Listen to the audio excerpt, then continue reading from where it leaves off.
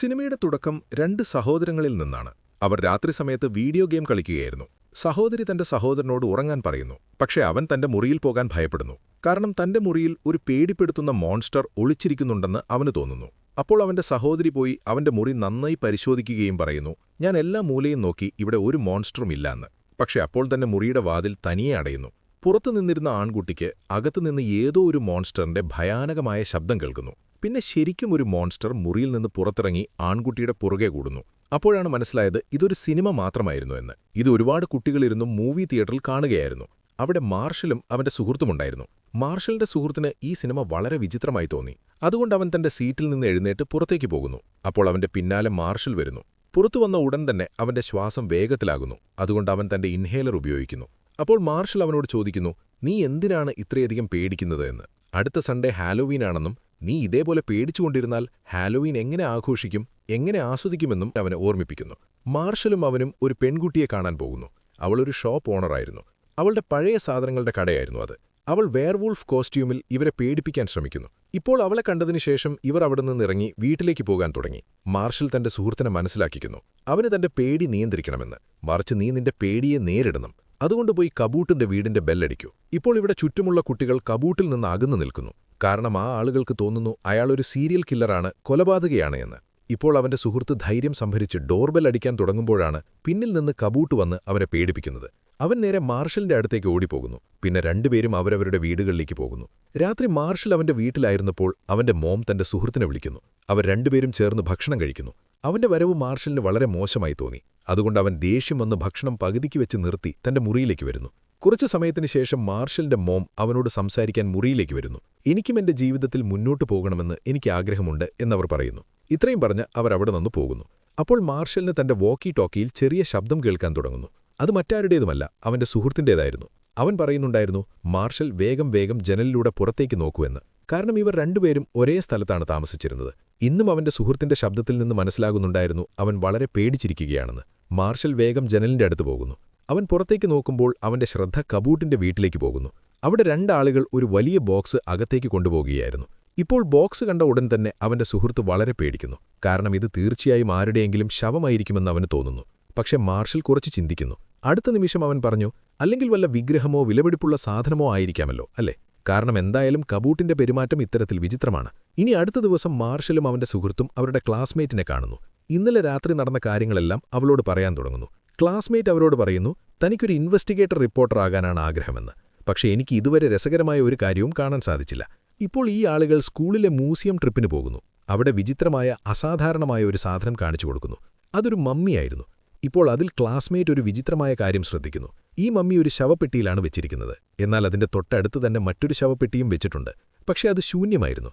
ഇതിനർത്ഥം അവിടെ ഒന്നല്ല, മറിച്ച് രണ്ട് മമ്മികളുണ്ടായിരുന്നു എന്നാണ്. അപ്പോൾ ടീച്ചർ പറയുന്നു, രണ്ടാമത്തെ മമ്മിയെ ഈ അടുത്ത കാലത്ത് ആരോ മോഷ്ടിച്ചുവെന്ന്. രണ്ട് മമ്മികളും ജീവിച്ചിരുന്നപ്പോൾ പരസ്പരം വളരെയധികം സ്നേഹിച്ചിരുന്നു.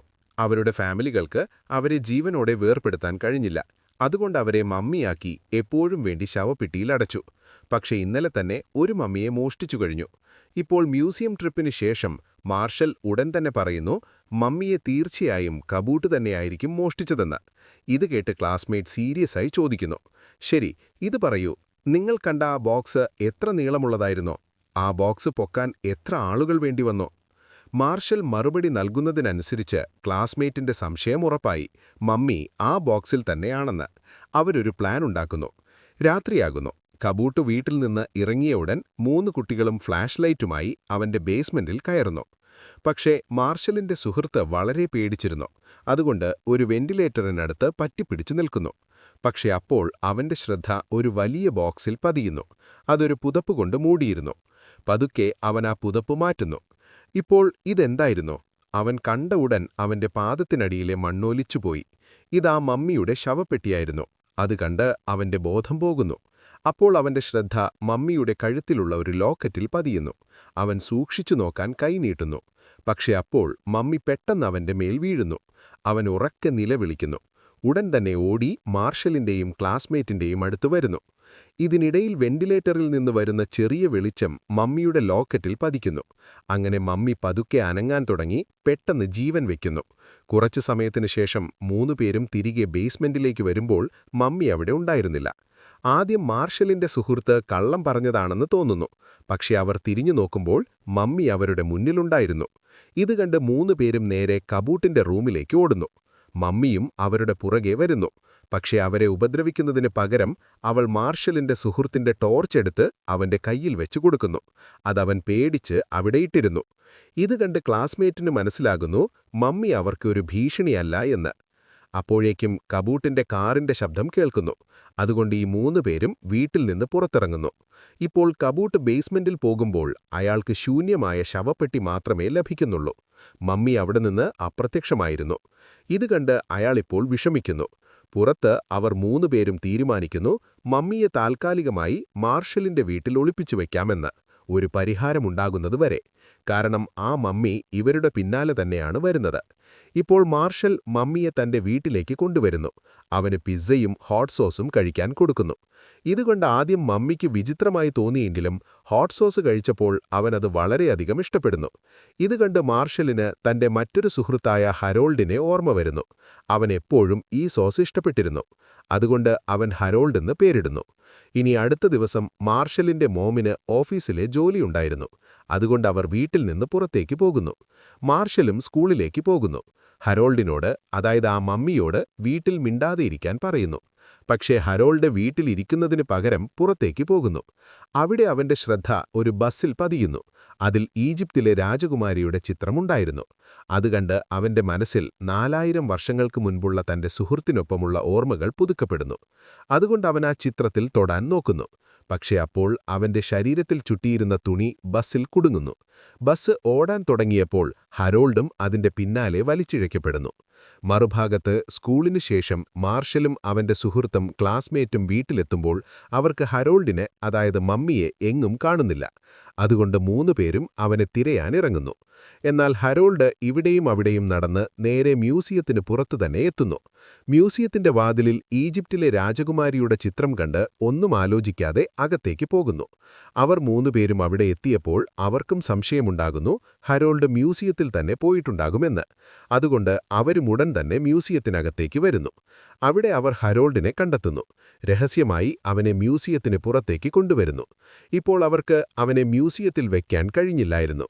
കാരണം മമ്മി ജീവനോടെ ആയിരുന്നു. ഇപ്പോൾ 3 പേരും അവനെ കൂട്ടി തന്റെ കൂട്ടുകാരിയായ ഷോപ്പ് ഓണറുടെ കടയിൽ വരുന്നു.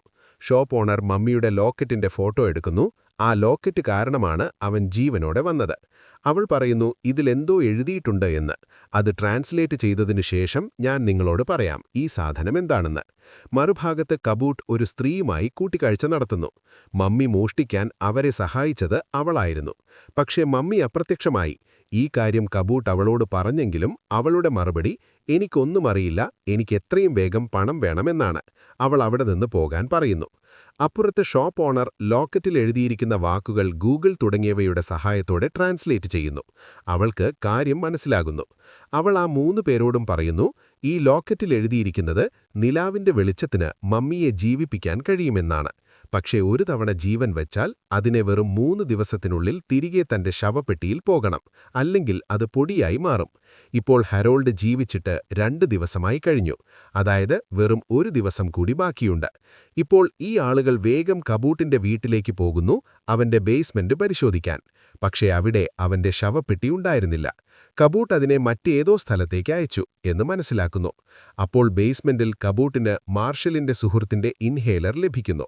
അത് അവസാനമായി അവിടെ വീണുപോയതാണ്. ഇൻഹേലറിൽ അവൻ തന്റെ പേരെഴുതിയിരുന്നു. അതുകൊണ്ട് കുട്ടികൾ തന്നെയാണ് മമ്മിയെ മോഷ്ടിച്ചതെന്ന് കബൂട്ടിന് മനസ്സിലാകുന്നു. ഇനി അടുത്ത ദിവസം ഈ ആളുകളെല്ലാം മമ്മിയോടൊപ്പം ഇരുന്ന് പ്ലാൻ ചെയ്യുകയായിരുന്നു. അപ്പോഴാണ് പെട്ടെന്ന് കബൂട്ട് തന്റെ ഗാങ്ങുമായി അവിടെ എത്തുന്നത്. അവർ മമ്മിയെക്കുറിച്ച് ചോദ്യങ്ങൾ ചോദിക്കാൻ തുടങ്ങുന്നു. പക്ഷേ മാർഷൽ വലിയ ധൈര്യത്തോടെ മറുപടി പറയുന്നു, ആ മമ്മി നിന്റെ പിന്നിലുണ്ട് എന്ന്. ആദ്യം കബൂട്ടിന് ഇതൊരു തമാശയാണെന്ന് തോന്നുന്നു. പക്ഷെ അവൻ തിരിഞ്ഞു നോക്കുമ്പോൾ ശരിക്കും അവിടെ ഹരോൾഡ് മമ്മി ഉണ്ടായിരുന്നു. ഇപ്പോൾ ഇവിടെ മമ്മി കബൂട്ടിന്റെ ചില ആളുകളെ എടുത്ത് ദൂരേക്ക് വലിച്ചെറിയുന്നു.